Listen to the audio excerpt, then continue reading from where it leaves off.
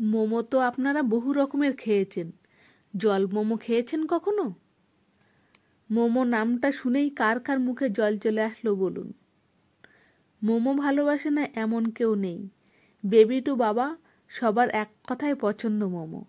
তবে মোমো তো বহু রকমের আছে, তবে এই মোমোর স্বাদ একদমই আলাদা। বোনলেস চিকেনটাকে আমি পেস্ট করে নিয়েছি। তার ভিতরে পেঁয়াজ কুচি, আদা রসুন বাটা, একটা লেবুর রস,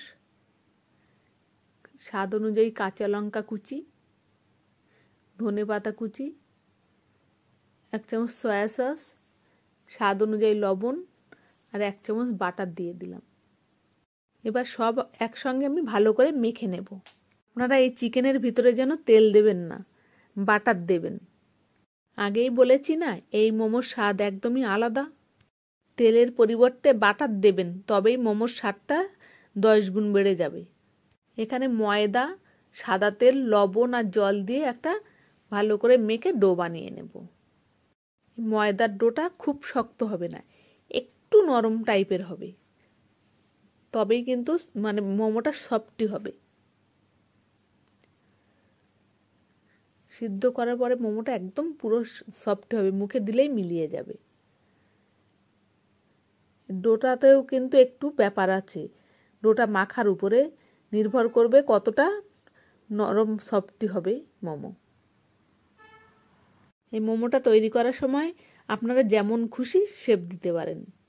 এখানে একটা হাঁড়িতে আমি জল বসিয়েছি, জলটা ফুটে উঠলে আমি কিছুটা লবণ দিয়েছি আর একটু সাদা তেল দিয়ে দিলাম। এই লবণ আর সাদা তেলটা দিয়েছি তার জন্য কিন্তু মোমোগুলো একসঙ্গে জোড়া লেগে যাবে না, একটা একটা আলাদা আলাদা ছাড়া ছাড়া হয়ে থাকবে। দেখুন মোমোগুলো কিন্তু আস্তে আস্তে একটা একটা উপরে চলে আসবে। এবার আমি ঢাকনা বন্ধ করে 5 থেকে 7 মিনিট ফুটতে দেব। 5-7 মিনিটের ভিতরেই কিন্তু সিদ্ধ হয়ে যাবে চিকেনটা।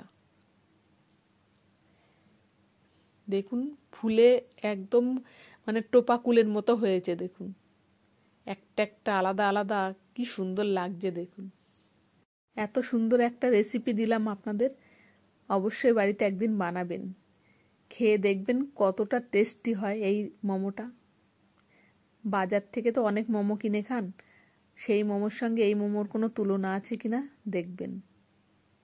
ভিডিওটা সেভ করে রাখবেন, খেয়ে তারপরে কমেন্টে আমাকে জানাবেন কেমন লেগেছিল রেসিপিটা। রেসিপিটা ভালো লাগলে লাইক শেয়ার কমেন্ট করবেন, আর বেশি বেশি করে শেয়ার করবেন। আর বাড়িতে বানিয়ে কমেন্টে আমাকে জানাতে ভুলবেন না কেমন টেস্ট হয়েছিল।